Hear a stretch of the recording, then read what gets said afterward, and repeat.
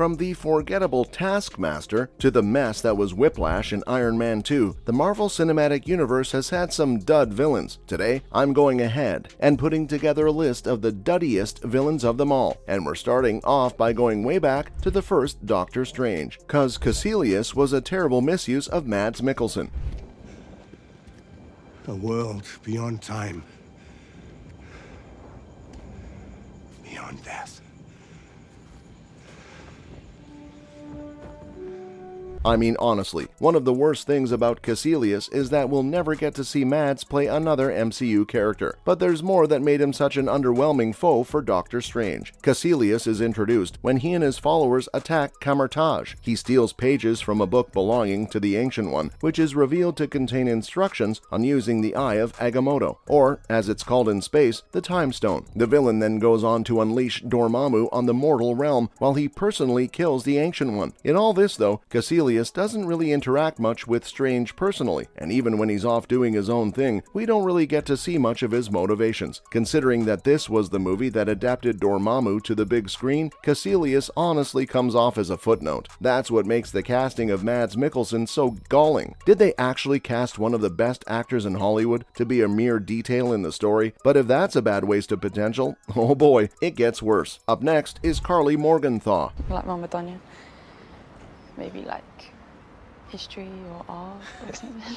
But then when everybody returned and we got put out on the street, I knew that it was the only place that had something that I could use to protect us. You know, I really thought Falcon and the Winter Soldier was onto something. Thanos snapping half the universe into dust wasn't treated as just another disaster as it would be in the comics. Instead, you could see that the snap and the return had far-reaching consequences, but only in the backgrounds of movies. This show was one of the few that confronted the realities of a post-snap MCU head-on. Carly and her Flag Smashers were very interesting in concept. They're fighting to restore the status quo that prevailed during the 5 years that half the world was gone. An impossible goal? Maybe, but they certainly aren't the first terrorist group to fight for an impossible goal. She was also a great opponent for Sam Wilson, a guy who boasts counseling as one of his superpowers. Sam makes progress with redeeming her and stopping the Flag Smashers until, all of a sudden, she takes a downward turn again. By the end of the show, she just comes off as the MCU villain du jour. All the interesting ideas that she brought to the table were no longer worth talking about. In a sense, she also stole the spotlight from John Walker, who was shaping up to be a much more interesting outright villain. But let's move on to the holy grail of wasted potential in the Marvel Cinematic Universe. That title could only go to Ultron. Look, Ultron isn't even that interesting in the comics, right?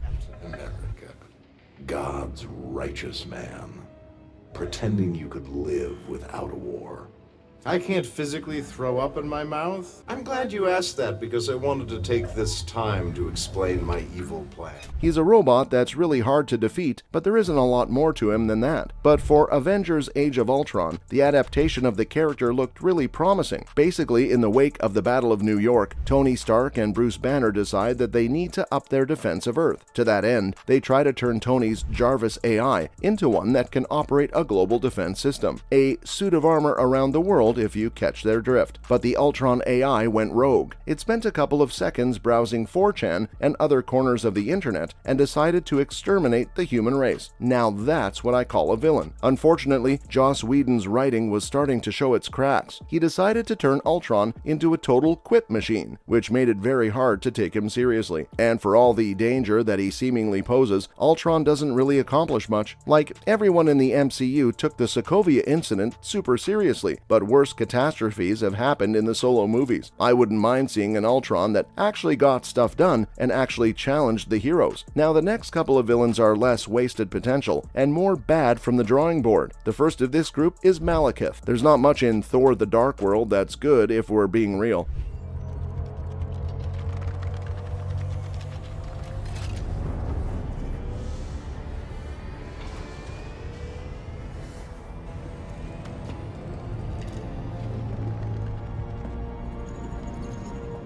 Malekith is just part of the problem, even if he happens to be a serious issue. So what is the Dark Elf's deal? Well, the thing that he really wants to do is unleash the ether upon the world. The ether, of course, is known as the Reality Stone to some people, but it's never clear what exactly Malekith wants to do with it. Thanos showed us some of the things that the Reality Stone can do. Did Malekith want to turn the 9 realms into bubbles? Now, supposedly, a lot of Malekith's characterization is lying on the cutting room floor of this movie. I have a quick question about this. Why? I can't say that Malekith being a better character would completely redeem this movie, but it'd be a start. Overall, Malekith and this movie as a whole really show that there was no direction in the Thor franchise. It took someone like Taika Waititi to breathe some life into these characters and make us care about them. But Taika's magic only lasted a little while, because remember Gorr the God Butcher? I don't actually hate Thor Love and Thunder as much as a lot of people do.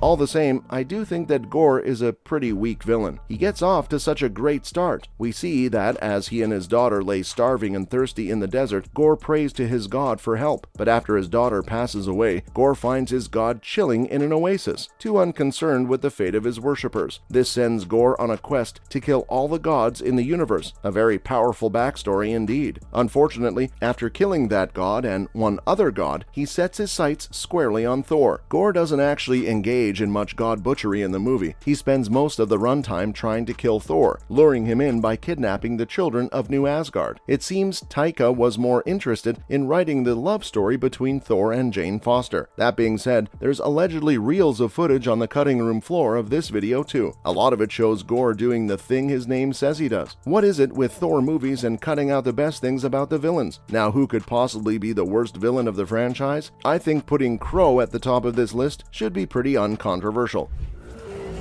Too late.